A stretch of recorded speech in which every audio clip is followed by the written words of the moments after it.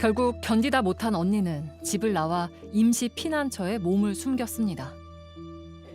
당시 긴급 주거 지원을 도와준 담당자는 언니를 기억하고 있었는데요. 처음에 만났을 때 사실 기억이 굉장히 생생한데 그냥 한눈에 보기에도 와 진짜 마르신 분이다 이렇게 느껴질 정도였거든요. 다리도 되게 앙상할 정도다라고 이제 느낌이 들었었고 입안이 닫혀서 말하는 게 조금 불편해요라고 표현을 하시긴 하셨거든요. 당시 언니 미나 씨는 체중이 10kg 가까이 빠진 상태였습니다. 제가 가장 특징적으로 기억나는 게 뭐냐면 저는 안전하게 이별하고 싶었어요 라는 아예 그 딱 특정한 단어를 말씀을 하셨거든요. 안전하게 이 사람이랑 점점점 멀어질 방법을 혼자서 그렇게 열심히 강구를 하셨던 것 같아요. 그게 사실 엄청 인상적이었어요. 미나 씨의 휴대전화에도 끝내 이루어지지 못한 안전 이별에 대한 소망이 담겨 있었습니다.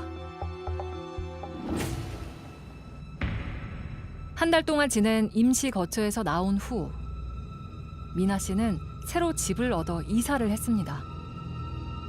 마침내 벗어났다고 생각을 했을 텐데요. 착각이었습니다. 그는 더 집요하게 다가오고 있었습니다. 연락처가 다 차단당하니까 자기 주변 지인들 번호로 또 문자나 전화를 해서 저 친구 누군데 연락 좀 받아달라고 너무 힘들어합니다 뭐 이런 연락을 지인들을 동원해 연락을 하는가 하면 홈마켓 아이디까지 알아내서 연락 좀 봐라 이런 식으로도 진짜 일상생활이 안 될 정도로 너무너무 괴롭혔고 어떻게 해서든지 그러니까 알바하는 사장님 번호도 막 알아가지고 하고 한번 만나게 해달라고 할 정도로 어떻게 쓰든 방법과 수단을 안 가리고 자기가 뭔가를 하기 위해서 다 그렇게 하더라고요. 급기야 미나 씨를 만나게 해달라며 친구를 직접 찾아왔다고 합니다. 친구는 그날 일을 생생하게 기억하고 있습니다. 계속 연락이 안 되니까 그 전 남자친구가 저한테 연락이 온 거예요. 와가지고 이제 제발 다시 만나게 해달라고 연락이 너무 안 된다. 제 폰으로도 한번 연락 계속 해보고 싶어 하고 그냥 계속 그렇게 하소연 듣고 하다가 이제 마지막쯤에는 그 사람이 이제 무릎을 꿇으면서 울면서 얘기를 하더라고요, 저한테. 한 번만 다시 만나게 해주면 살다가 뭐 죽이고 싶은 사람이 있으면 한 명은 자기가 죽여준다고. 그때까지만 해도 사실 뭐 말도 안 되는 소리 그냥 한다고 생각하고 아, 뭐 그 말도 안 되는 소리냐 이렇게 이제 이렇게 세워가지고 이제 보냈죠, 그때는. 죽음의 그림자는 시시각각 다가오고 있었습니다. 사건 당일 그가 왔습니다. 엘리베이터를 두고 계단으로 향하는데요. 어두운 계단에 앉아 무려 4시간 동안 문이 열리기를 기다렸습니다. 안타깝게도 그때가 오고야 말았습니다. 미나 씨가 배달 음식을 시킨 건데요. 그가 대신 결제를 한 후 음식은 다시 기사에게 돌려줍니다. 깜짝 이벤트를 할 거라며 음식을 문 앞에 두고 가달라고 요청한 겁니다. 잠시 후 문이 열리고 남자가 미나 씨를 향해 달려듭니다.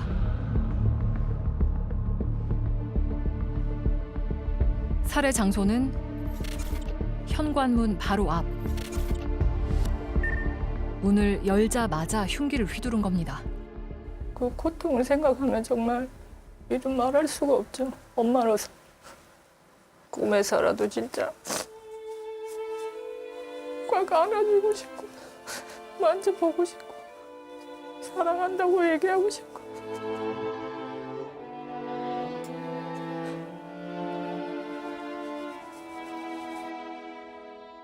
혼자서 얼마나 아팠을까요? 혼자서 얼마나 힘들었을까요?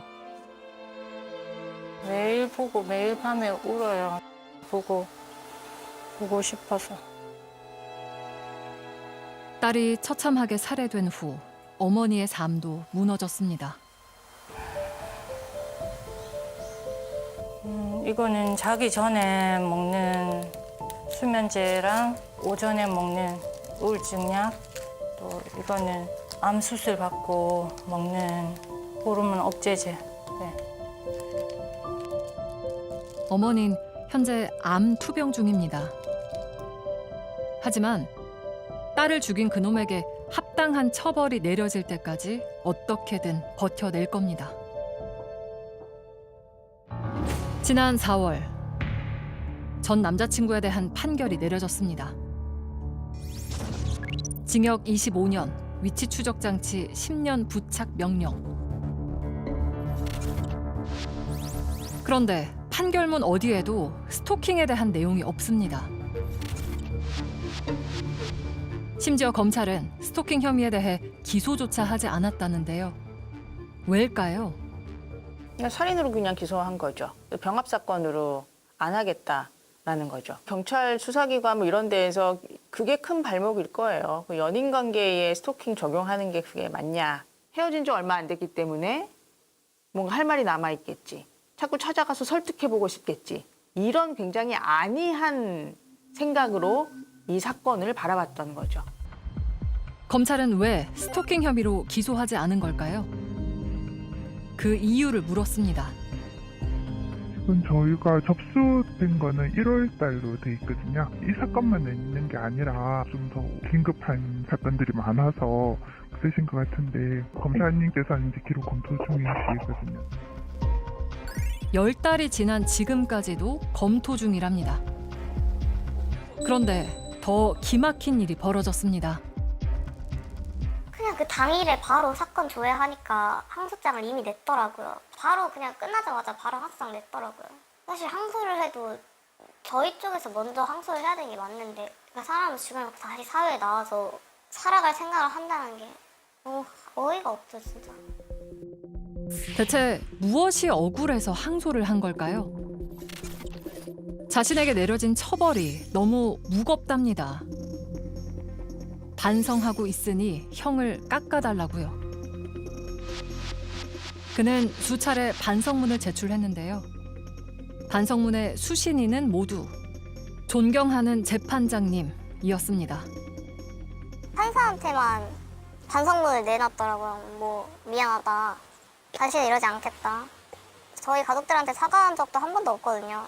말로 반성한다고는 누가 못해요. 태도로서 전혀 그렇게 보이지 않는데 자꾸 반성을 한다고 하니까. 항소심 재판이 시작됐습니다. 어머니는 꼭 전하고 싶은 말이 있다는데요. 제 억울한 심정을 얘기를 해야 되겠다 싶어가지고 탄원서를 적어왔습니다. 죽기 전 우리 딸은 피고인에게 400회가 넘게 스토킹 피해를 입었고 급기야 치밀하게 범행을 계획한 피고인에 의해 잔인하게 살해되었습니다. 1심의 재판 과정을 돌이켜보면 지금도 그때 받은 상처가 아립니다. 부디 딸이 살해되기 전 겪어야 했던 고통도 양형에 반영해 주십시오.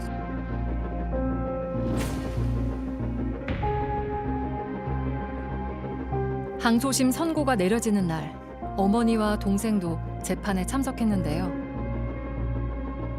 동생의 손에는 주인을 잃은 휴대전화가 들려 있습니다.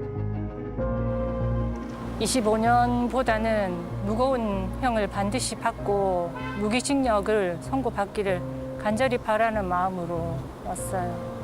떨리기도 하는데 저도 엄마랑 똑같이 무기징역 나올 거라고 믿고 있습니다. 그 간절한 바람은 과연 이루어졌을까요? 1심보다 5년 늘어난 징역 30년. 위치 추적 장치 부착 명령은 기각됐습니다.